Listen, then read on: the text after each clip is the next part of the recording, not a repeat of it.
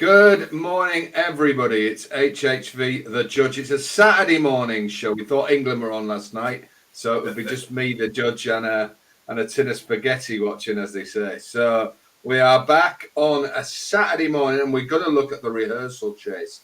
Fascinating race. It's the final race at Newcastle on this busy day.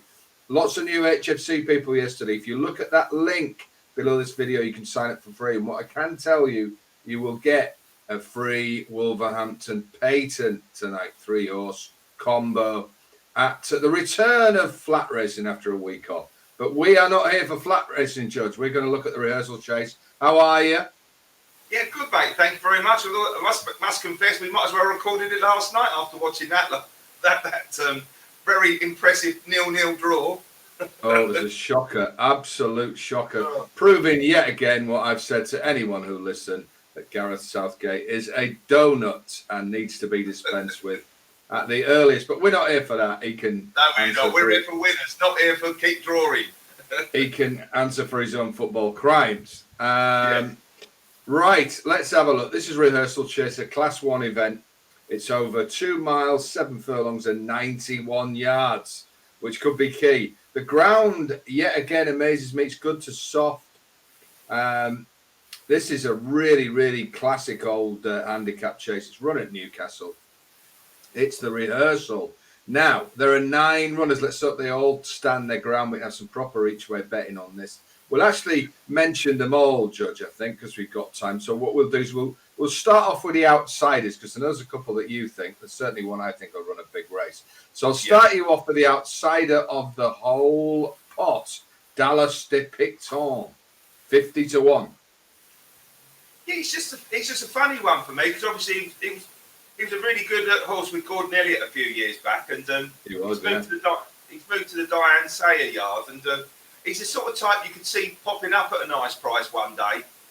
He hasn't completely lost his way, because even last year he won over hurdles. So he's 50-1. He's the sort of horse you'd be annoyed if you didn't have like £1 each way or something on him. You know, it's just a little bit of interest, because it is that type of race for me. Because we'll come to the others later on, but he's not obviously one I'm going to end up tipping. But I wouldn't be at all surprised if he hit the frame. You know, run a race. We've seen some of these old rejects. There was one that came from Willie Mullins, wasn't it? That Lee Westwood owned that won this race, didn't it? I think a couple of years back. Yeah. Come there in a minute. So yeah. So it's not like devoid of possibility that something like this could pop up at a big price.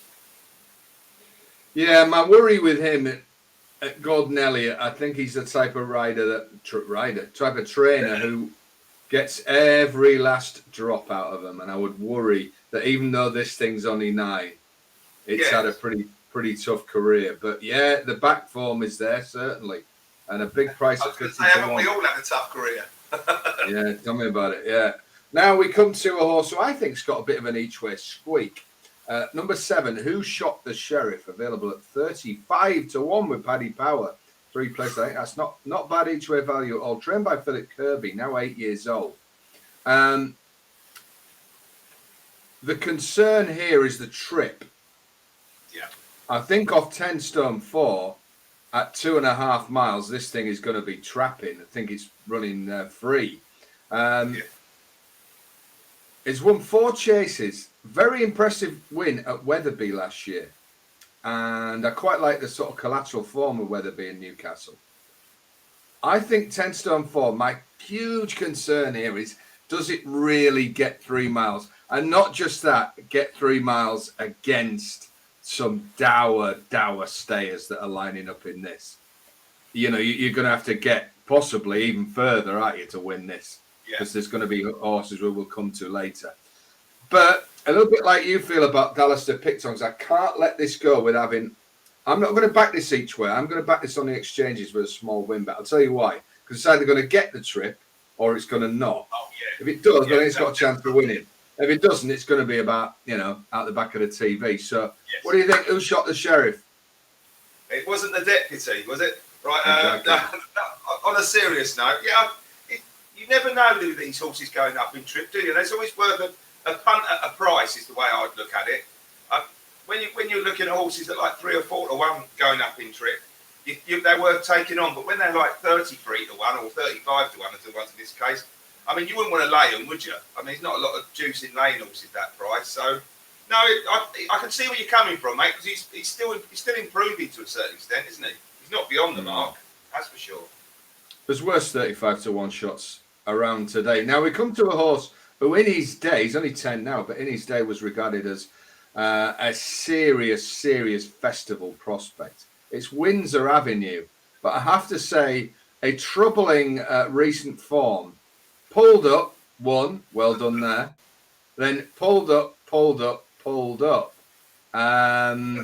It's not very inspiring, is it, for the old boy? A horse I used to love and thought was a big racing, but something's gone wrong, hasn't it, for Windsor Avenue? And he's 28 to 1, and I'm afraid that doesn't really encourage me. I don't know about you, Judge. Well, funny enough, he does, because in the same way that you thought about who shot the sheriff, I thought this was a small win bet. Just on the basis that when he's not pulled up, he runs really well. He won the Sky Bet last year, and with the exception of Long Press in this race, I mean, that was a much deeper race than this. You take Long Press out of the race, that was a really good field. I mean, and they were miles back to the rest, but he, like you say, he's got a bit of a form of the Mark Johnston horse. Nowhere first, nowhere. It's a bit like that, really.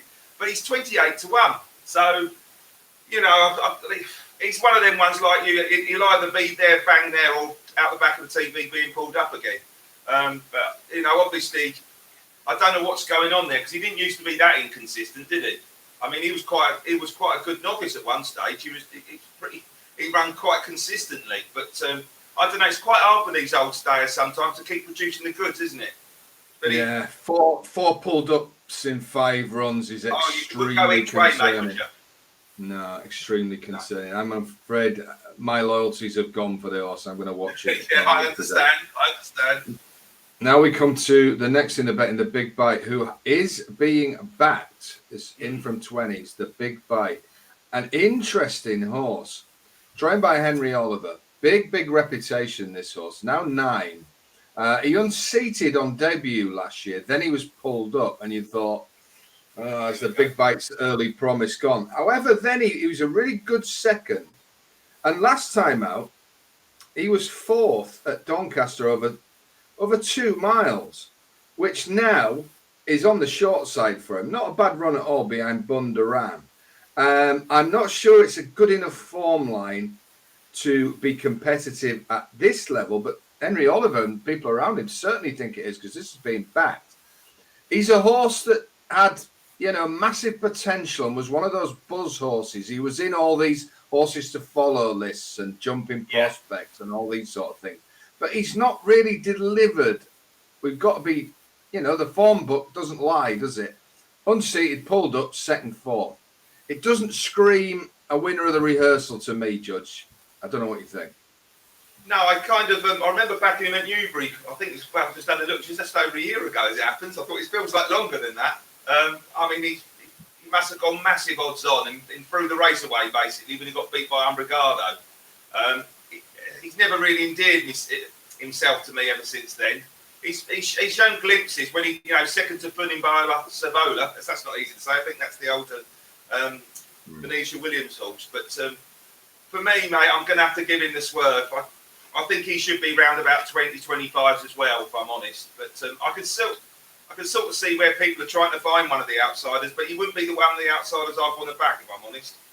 No, and the thing is about him as well, these fences take some jumping. And he does like to clobber one, doesn't he? He likes to clobber one. And even if you don't fall, you're going to lose a lot of ground here, especially when they come around the turn, around the back straight. If you start making mistakes, you're going to just shoot back through the field. And it's going to be hard to make that ground back up in a field of this quality. So I'm sorry, the Big Bite. I won't be taking a bite out of you at those prices. Now, we come to a horse here who is being backed.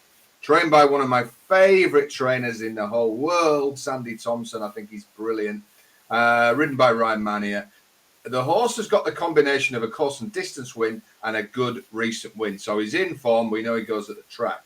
34 days ago, he won at Aintree, beating Wishing and Hoping by a very impressive 9 lengths. Now, you can pick holes in that form, but what it does tell us is that Dingo Dollar is fit and well. I just think this might be a step too far for him, but I do think he'll be in the shake-up. What do you think, Judge? Yeah, he was third in this race last year to I Right, and he's got a £5 weight pull with that runner, but he was beaten nearly 10 lengths. We do know this sort of stays. I mean, the win last time out at Aintree, he looked well beat at one stage and ended up bolting up.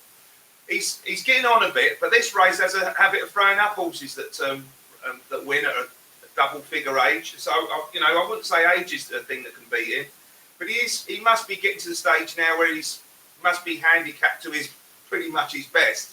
And you can't help thinking that perhaps this is one more throw at the dice. But it's a type of race he could win in. But I wouldn't be laying him. At the same time, I can't be backing him.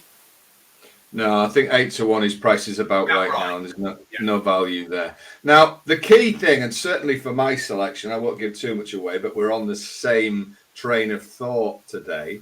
The key issue for this race is there are so many horses, not Dingo Dollar, but La Home Press, 232 days.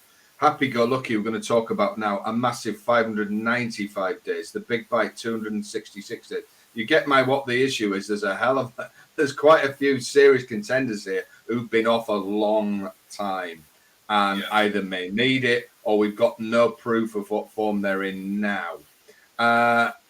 No horse more than that. Than a horse I absolutely love, but I can't get away from the fact that he's been off the track 595 days, trained by Kim Bailey, the brilliant Kim Bailey, ridden by Bassi. Nobody stronger in the weighing room than Bassi. It's 13-2. It's getting to that point. It's 13-2 top price with Paddy Power and Betfair Sports. The thing about this Happygolucky, there's no arguing that the class is there. Listen to this: 1, 2, 1, 2, 1. Last seen winning a Grade 3 at Aintree, where he bet John BB by 2 3/4 lengths. Those with good memories will remember that. Judge, it's an awful long time for a staying chaser to be off, isn't it? It is, but funny enough, at the old days, which we can just about remember, they didn't used to win off a long break, did they? They nearly always come out, had a prep run, and then they sort of like 2 or 3 runs after a long break, that would be the time to back them. But it seems to be off a really long break, these horses are running really well. But a bit like you, this is not really the type of race I want to be backing one off a long break. It's quite a grind, this meeting. And he is 13-2. He's not 10-1. So, look, I wouldn't be surprised if he won because he has got the class to win this kind of race, especially off this kind of mark. But I won't be backing him tomorrow, mate. Today. I won't be backing any of them tomorrow, mate. Well, at least we know what's going to win tomorrow. Well, actually, if I can get a bet on with Goodwin tomorrow and the winner, I'll be smashing it. By the way, if anybody can get one right after a break like this, but he clearly had major issues. Will he ever be the horse he was again?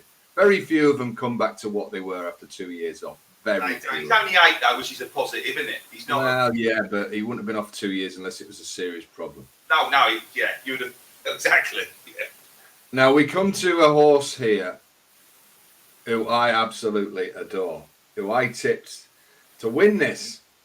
On here, and I'll be tipping him again to win it. He's number 2, I Right. He's available at 6-1. I think this is the phrase "rock solid each way" was made for this horse today. I tell you what, Craig Nicol did me a big favour. I put the double dipper out yesterday. He rode the last winner at Donny for all my HFC and all the new customers, and he got it home at 7-1 under a brilliant ride. So Craig Nicol is the man of the moment for HFC members. I think he's going to ride another winner here today.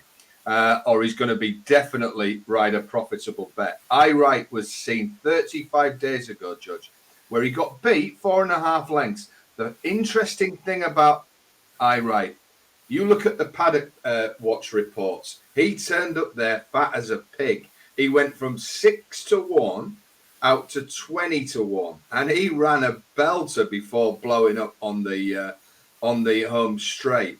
Now, the trainer Heather Graham, I think she's felt that she's had this horse too fit too early in the season on other years. And if you look at A couple of times at Cheltenham, he looked a bit like he had his best runs. I think she's brought him along slower with this race in mind, rather than winning that race at Kelso.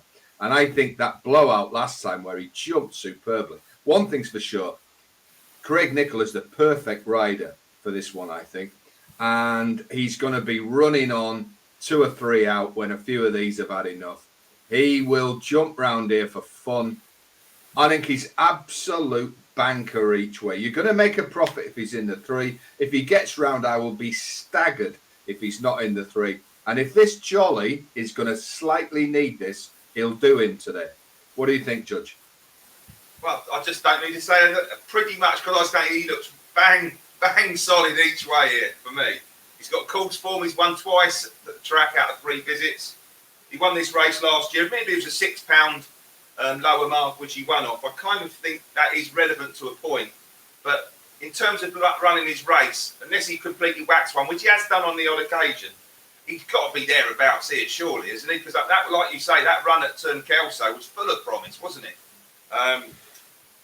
It's not much more I can add really than what you've said. I think he's the each way play in the race. He's pretty much guaranteed to run his race for you, and he should give you an excellent run for your money.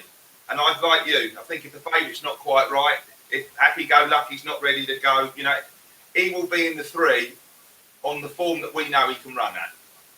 What do we know evidence-wise? We know he loves this track. We know he loves this race.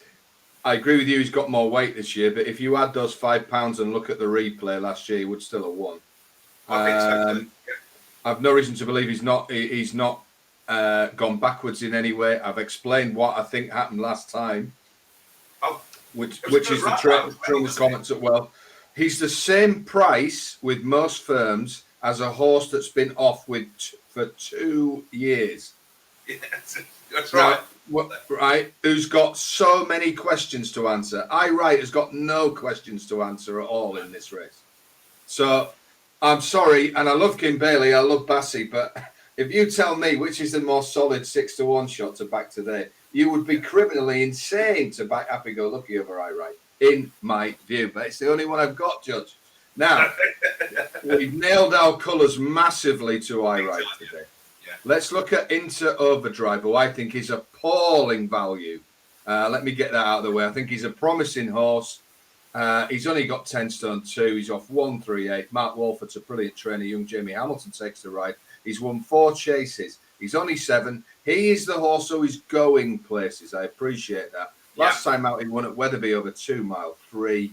I think he'll run a good race, but I do think he's extremely short on the evidence we've got in a quality race like this, Judge. 4-1 does not interest me at all. What do you think? I feel like you should come to me first. That's exactly how I think. I definitely would be swapping his price. With the favourite, you're going to stay on first. Thank you, mate. I'll repeat what you say then. Brilliant. I basically think he should be the other price compared to Wright. I think he should be 6s and Wright should be 4s. That's how I kind of look at the pricing here.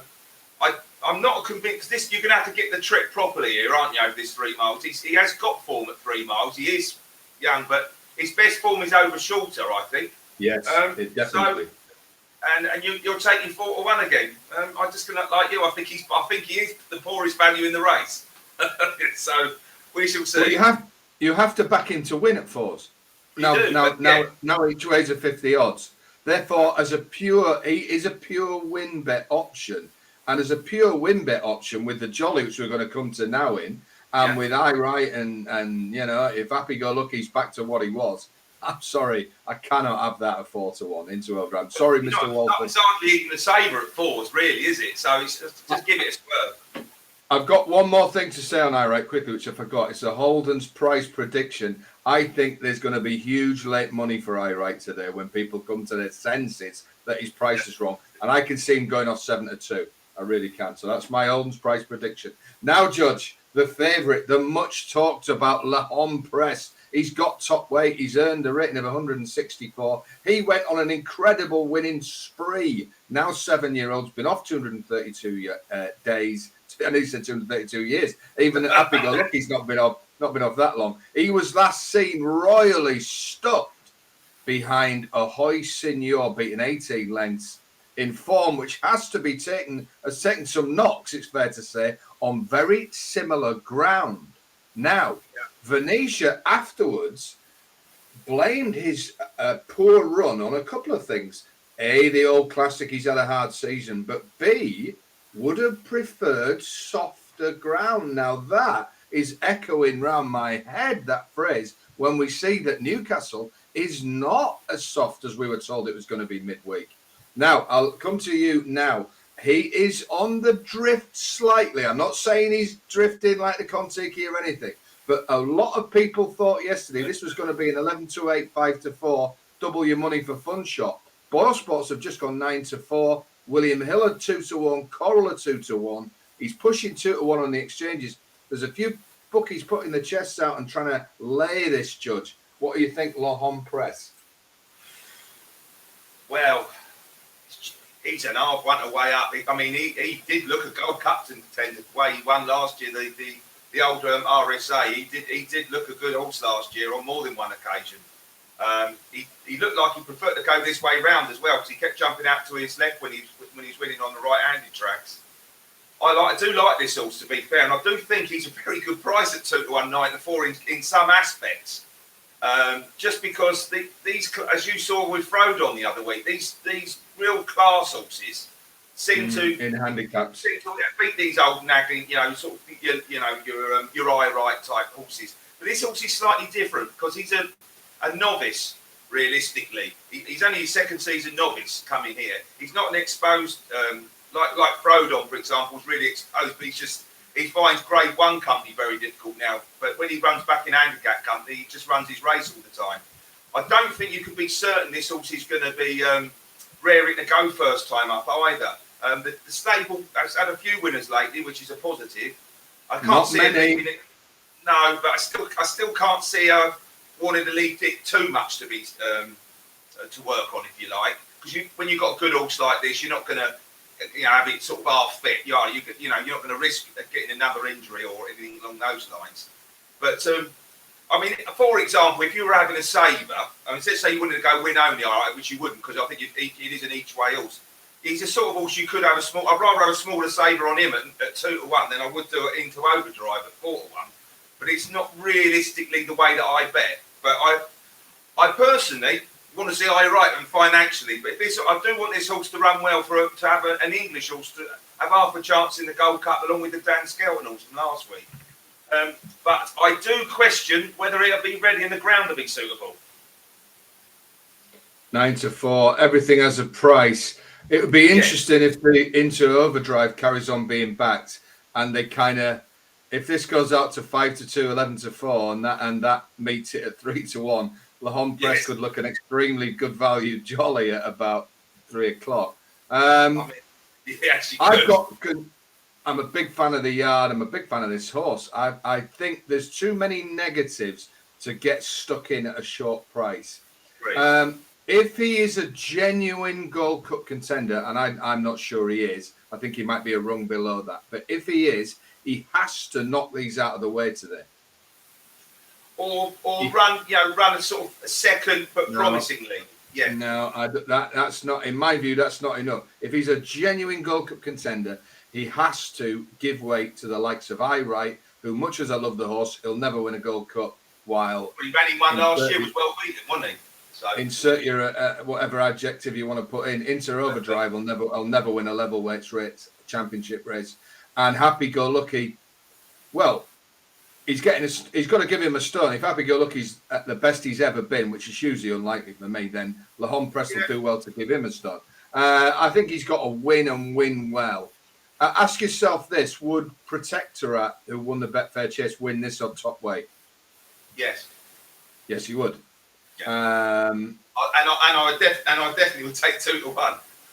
Well, yeah, he'd be 11-10 if you were lucky. So that's the benchmark, because Protectorate was not good enough to win a Gold Cup last year. So that's the sort of performance he's got to put in if you want to be talked about in those circles. I'm not so sure. I think he is. This is a day to take him on. Like you, I'd love the horse to to go to Cheltenham and Venetia to have a genuine superstar. So, you know, if we can't win, then let him be that one. But I'm not convinced. It all does come down to that, mate, doesn't it? I do think if he went somewhere like Newbury on bottomless ground over Christmas, you know, over 3 mile or whatever, after getting this race in the bag, that'd be the day to get on him at 6-4 next time out. But there we go. We shall see. Now, I write for me, and Judge, I write for you. I write for me. So it's HH and the Judge today. We've both done the same horse.